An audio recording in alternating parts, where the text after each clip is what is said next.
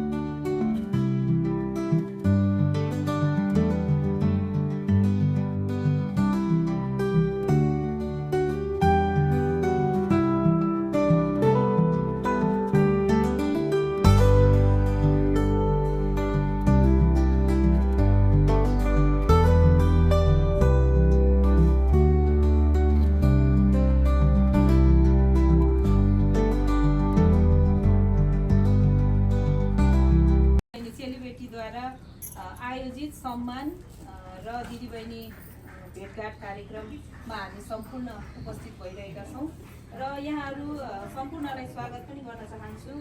साथै यो अनौपचारिक रूपमा हामीले कार्यक्रम सुरुवात गरेको भए पनि हामी यो गैरीथोकी दिदीबहिनीले चाहिँ एउटा समिति गठन गरेका थियौँ अस्ति केही हप्ता पहिला। त्यसैको आधारमा आजको यस कार्यक्रममा सभा अध्यक्षको अध्यक्षता ग्रहण गरिदिनु हुनको लागि म लीला देवी गुरुङलाई अतिथिको आसन ग्रहण गरिदिनु हुनको यसै गरी हाम्रो चेलीबेटी समूहकै उपाध्यक्ष हुनुहुन्छ बालकुमारी गुरुङ दिदी, उहाँलाई पनि अतिथिको आसन ग्रहण गरिदिनु। साथै आजको यस कार्यक्रम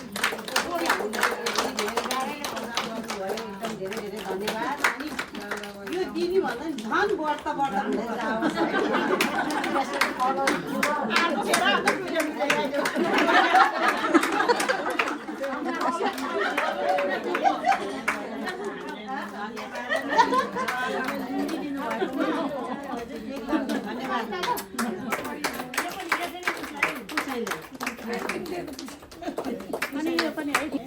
यो पनि सधैँभरि यो बत्ती बालेर बस्नु तेल भ्याएर निप्ला हजुरहरूको खुसी कहिल्यै पनि ननिभोस्। कार्यक्रम गर्दै गर्दाखेरि हामीलाई चाहिँ हाम्रो भदै बुहारी विराज शर्मिला को तर्फबाट चाहिँ हाम्रो गैरीथोकी दिदीबहिनीलाई यो प्रमुख उपहार दिदीबहिनीहरूलाई दिनुभएको छ। उहाँलाई धेरै धेरै धन्यवाद दिन चाहन्छौँ। हाम्रो दिदीबहिनीको तर्फबाट उहाँहरूको जीवन एकदमै सुखद र स्वास्थ्य दीर्घायुको पनि हामी कामना गर्न चाहन्छौँ र हामी टाढैबाट भए पनि उहाँसँग प्रत्यक्ष रूपमा भेट्न नपाए पनि हाम्रो दिदीबहिनीको तर्फबाट र मेरो आफ्नो व्यक्तिगत तर्फबाट मेरो भदै बुहारीलाई धेरै धेरै धन्यवाद दिन चाहन्छु।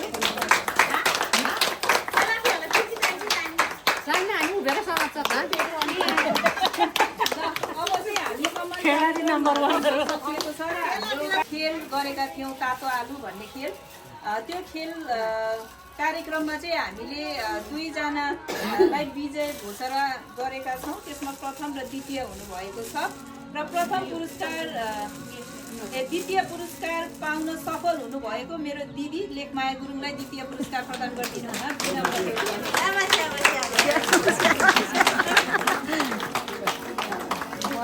धन्यवाद भन्नु।